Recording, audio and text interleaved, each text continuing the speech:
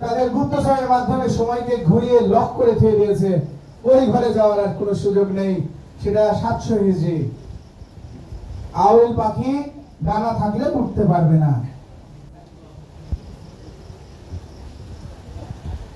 বদ্রী রাজা মনে মনে এগিয়ে চলছে। তাদের চলছে সেই ইতিহাস কালাম। শুরু হয়েছে সেই মিশর, সৌদি আরব, ভারত, পাকিস্তানের উপর দিয়ে বাংলার বুক চিরে পৌঁছাতে হবে মালয়েশিয়া, ইন্দোনেশিয়াতে। দেখা যাক কোন রাজ্যের রাজা প্রথম মালয়েশিয়া, ইন্দোনেশিয়ায় তাদের ঘোড়ার পা রাখতে সক্ষম হয়। সোহান উপনিবেশকারের চ্যালেঞ্জ দিয়েছে। উপনিবেশকারের ছোট চ্যালেঞ্জ পাওয়া গেছে প্রাচ্যের প্রতিযোগী সৈন্যদের কাছ থেকে।